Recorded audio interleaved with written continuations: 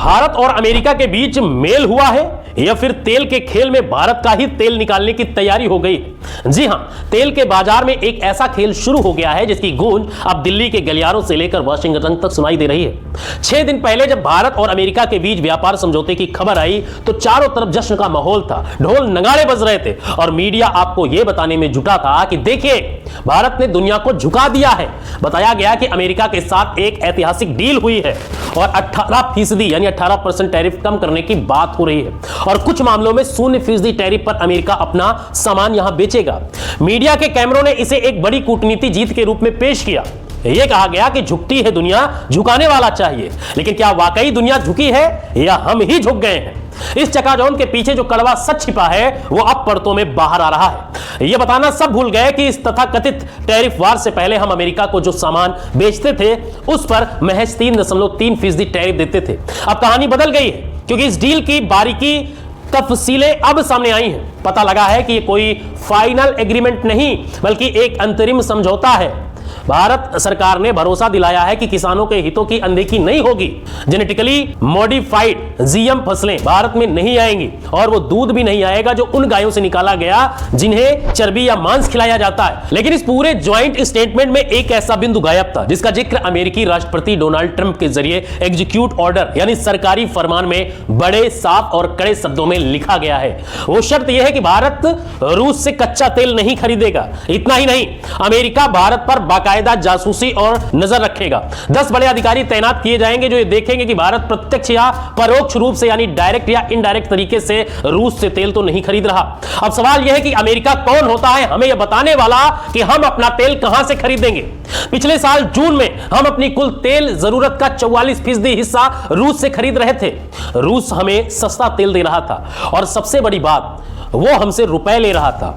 जब हमारी अर्थव्यवस्था के लिए इतना फायदेमंद था तो अमेरिका की यह शर्त हमारी संप्रभुता पर सीधा आघात क्यों नहीं है? आखिर क्यों हम अमेरिका से डर गए हैं?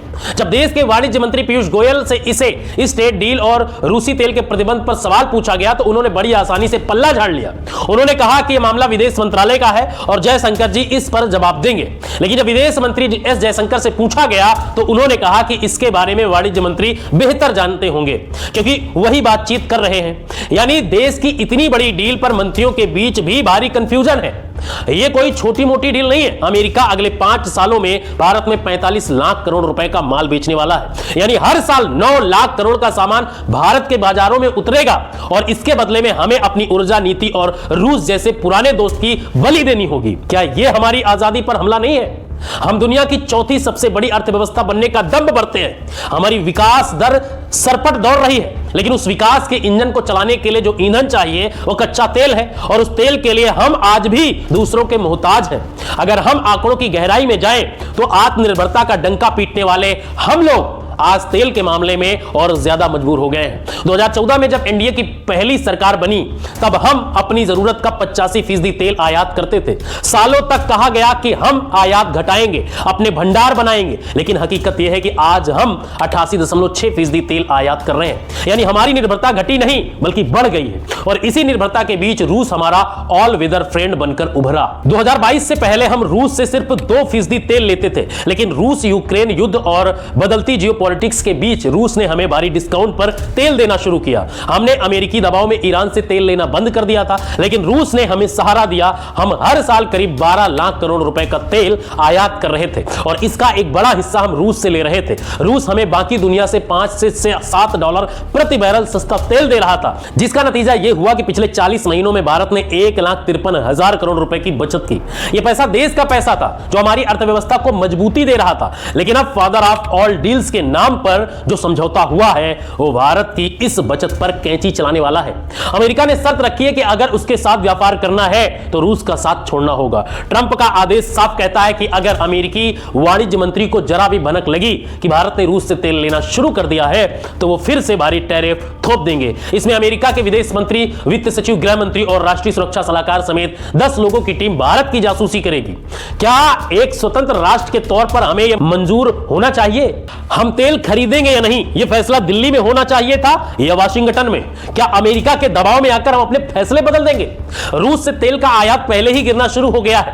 जो आयात 44% तक पहुंच गया था वो अब 22% के आसपास आ गया है। हम 20 लाख बैरल प्रतिदिन से घटकर 11 लाख बैरल पर आ गए हैं।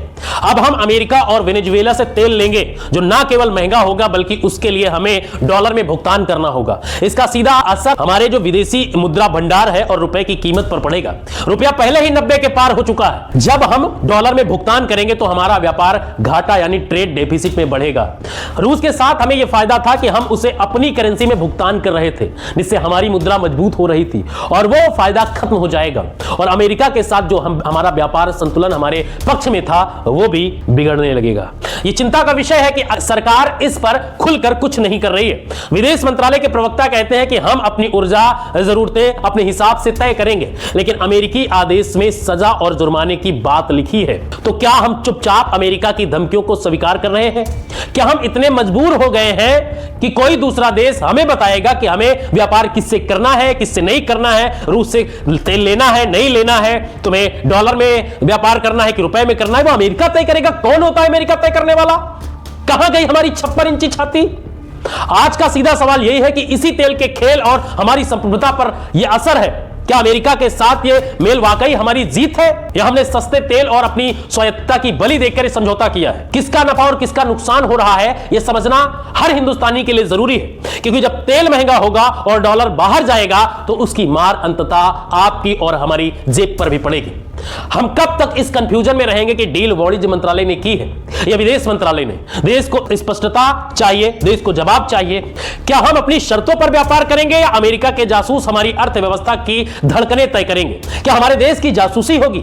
यह खेल बहुत गहरा है और इसकी जांच हमारे भविष्य तक पहुंचने वाली है। फिलहाल इस रिपोर्ट में आपकी क्या है पूरी राय, कमेंट में जरूर बताइए और वीडियो को दूसरों तक शेयर करें ताकि लोगों को भी समझ सके कि आखिर हमारी सरकार ने अमेरिका से क्या डील की है और आने वाले समय में क्या असर पड़ेगा। और अगर अभी तक आपने चैनल को सब्सक्राइब नहीं किया है तो चैनल को सब्सक्राइब कर लें ताकि हमें मजबूती मिले और मजबूत करने के लिए जो भी आर्थिक रूप से मजबूत है वो हमारा सब्सक्रिप्शन भी ले सकते हैं ताकि हम और भी अच्छे से आपकी आवाज को उठा सकें, आपकी बातों को समझा सकें और लोगों तक बिना डरे, बिना झिझक आपकी हर एक चीज को, हर मुद्दे को लोगों तक पहुंचा सकें।